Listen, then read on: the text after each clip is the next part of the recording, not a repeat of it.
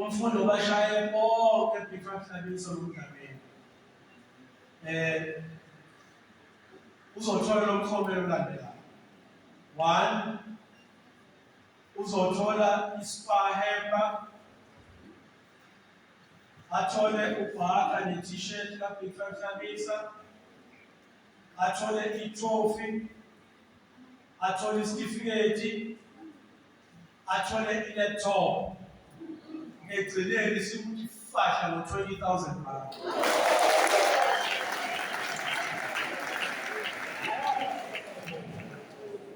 abafundi kusukela kunumber 2 kuze kuyofika kunumber 10 bazothola ukufanako bonke.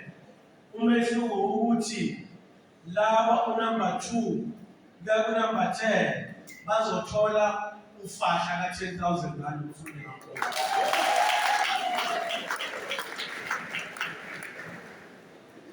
Bese ukuthi ama-award amaningi la njengoba nje kushiwo ngijabulile ukuthola iy'kole eziwu-9 ey'suka e-Big 5 Hlabisa ezithola 100%.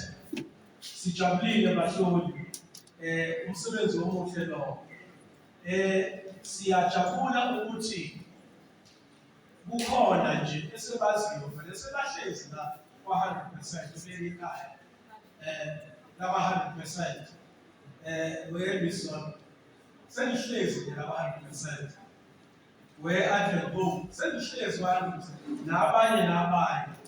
Sivuke ukuthi sukela kunumber 1 kuze kufika kunumber 10 sesibalile kweyitifiketi sawabala amatrophy nani angeke sinike ama-laptop namhlanje ngoba ey'mhlabeni wathola kodwa instead sinikeza i-voucher ka 10,000 rand.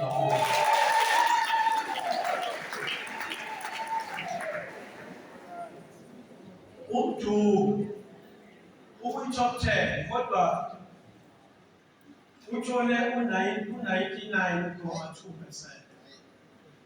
Lento evele ihlanyisa ukuthombeni. Angazi noma uzothi uyahlanya, noma uyagula, noma wenza njani, kodwa khona ikhona nakhona. Wemla, siyajabula ukuthi nawe uyangena. Lengane ukuthi kuzulwe yini amagazi. Ungenile kwi-top 10 umehluko ukuthi wena uthole u-10,000.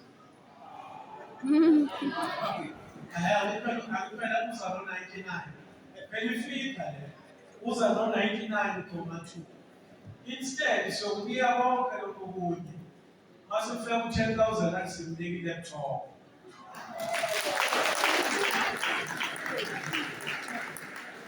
Ngiyajabula ukuthi khona iy'kole njengawe we have improved very hard.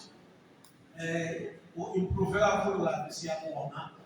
Usomfundo naye osinye sey'kole esothola i-award yokuba is the most improved high school. Sijabule kakhulu ngama-newcomer. Ubalulile uMemdlamini nesikole esi-newcomer. Sithi sifika nje endimeni. Sikhamba no-100%. Siyakujabulela lokho kahle kakhulu. Siyabonga.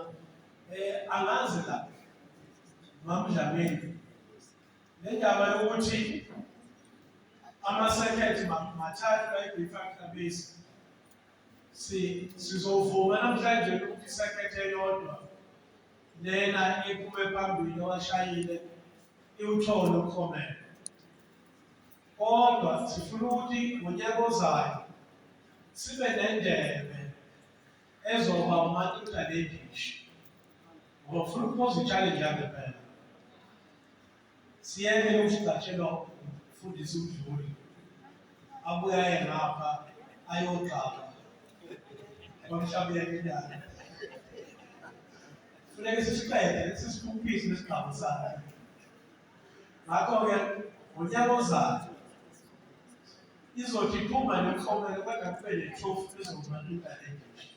Floating trophy njalo kulolu suku iyabuya izobekwa la bese kubonakala nje ngoba ngifuna a live competition kulama sekhetha amathathu Big Five, uMpembeni noSibayeni. Ngoba njengamanje usewukuthi kudlula umbiko wandawonye.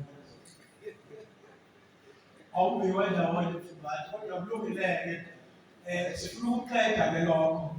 Kodwa all in all bafundi angizukusho lokuningi bathi highlighter abafundi abala sibafaka ivokodo nothisha sengishilo nibongiwe ngibonga nami kodwa futhi ke angisona isikhulumi sosuku bengihighlighta nje okusemqoka okubalulekile ngiyafisa ukunimemela umntwana enkosi sibonga futhi abelaphakathi kwethu izolo ulala ebusuku ngebisona ulala eCape Town kodwa ngenxa ye-commitment nokuthanda indawo yakubo eBig Five Hlabisa ulawo umntwana enkosi ufike nje manje kuseni unathi umhlonishwa uBulawayo ngotshe akwazi ukwethula kwenu kodwa siyazi ukuthi umhlonishwa uNgqongqoshe ubuye abe yilunga lePhalamende eCape Town